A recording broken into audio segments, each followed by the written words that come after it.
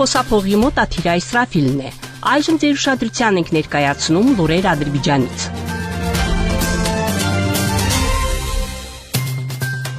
Ադրբեջանի նախագահ Իլհամ Ալիևը Պեկին կատարած այցի ժամանակ Չինաստանի հետ համապարփակ ռազմավարական համագործակցության մասին համաձայնագիր է ստորագրել։ Փաստաթղթով Բաքուն ու Պեկինը հայտարարում են, թե այսուհետ միմյանց դիտարկում են որպես առաջնահերթ, վստահելի եւ փոխշահավետ ռազմավարական գործընկերներ, պատրաստակամություն հայտնելով մշտապես ամրապնդել քաղաքական փոխվստահություն, զարգացնել համապարփակ համագործակցությունը։ Կողմերը նաև հաստատակամ աջակցություն են հայտնում միմյանց ինքնիշխանությանը, անվտանգությանը եւ տարածքային ամբողջականությանը։ Ադրբեջանն ընդունում է, որ Թայվանը Չինաստանի տարածքի անբաժանելի մասն է, կտրականապես դեմ է Թայվանի անկախության ցանկացած ձևին եւ աջակցում է Չինաստանի կառավարությանը երկրի վերամիավորման գործում, ասված է փաստաթղթում։ Ձեռքբերված համաձայնագրով երկու երկրները նաև որոշել են ազատ վիզային ռեժիմի անցնել։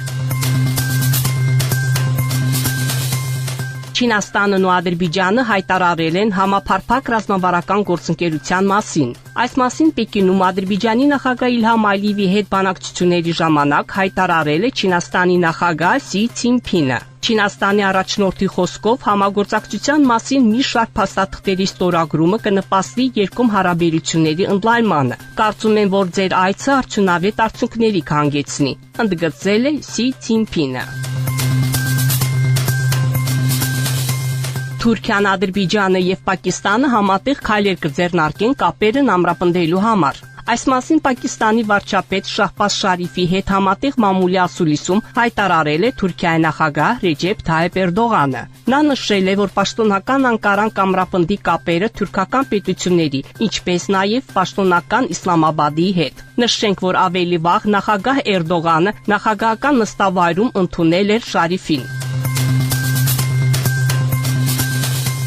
Հայաստանի եւ Ադրբեջանի միջև խաղաղ բանակցությունները կարևոր դեր են խաղում Հարավային Կովկասում խաղաղության եւ բարգավաճման ապահովման գործում։ Ինչպես հաղորդում է Վրաստանի զեկույցի բյուրոն, այս մասին Թբիլիսիում ԵՀԿ-ի գլխավոր քարտուղար Ֆերիդուն Սինիրօղլուի հետ հանդիպման ժամանակ հայտարարել է երկրի խորհրդարանի նախագահ Շալվը Պապուաշվիլին։ Կողմերը քննարկել են Վրաստանի եւ ԵՀԿ-ի համագործակցությունը, երկրում ընթացող քաղաքական գործընթացները, խորհրդարանի օրենսդրական գործունեությունը եւ գալիք մունիցիպալ ընտրությունները, ինչպես նաեւ տարածաշրջանային համագործակցության հարցեր։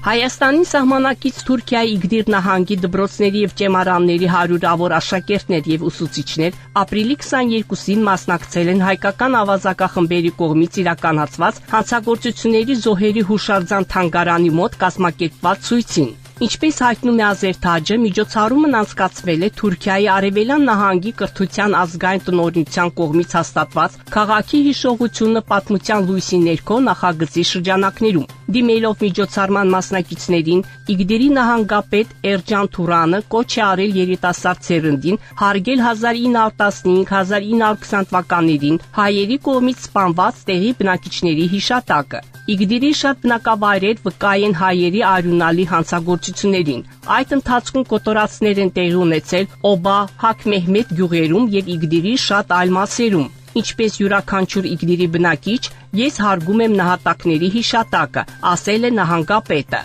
Ակցիան շարունակվել է թուրքական դրոշներով երթով Իգդիրի փողոցներով։ Հնդկաստանի արվեստի ազգային թանգարանում տեղի ունեցել Ադրբեջանի արվեստի ազգային թանգարանի տնօրեն, Ադրբեջանի մշակույթի վաստակավոր գործիչ Շիրին Մելիքովայի դասախոսությունը Միրզա Գադիմ Իրևանի արևելյան եւ եվրոպական գեղարվեստական ոճերի խաչմերուկում թեմայով։ Մելիքովան խոսեց Միրզա Գադիմ Իրևանի կյանքի եւ ստեղծագործության մասին, ով բացառիկ դեր է խաղացել 19-րդ դարի ազգային կերպարվեստի զարգացման գործում։ Նշվեց, որ նկարիչն իր աշխատանքում, ընդգրկելով բազմաթիվ ոլորտներ, ձևավորել է ինքնատիպ ոճ, ներդաշնակորեն համադրելով դասական արևելյան մանրանկարչության եւ ժողովրդական արվեստի հարուստ ավանդույթները եվրոպական ռեալիստական գեղանկարչության նվաճումների հետ։ Իրևանի կտավները, մոնումենտալ դիմանկարներն ու կոմպոզիցիաները այսօր պահպանում են իրենց բարձր արժեքը որպես կատարյալ արվեստի օրինակներ։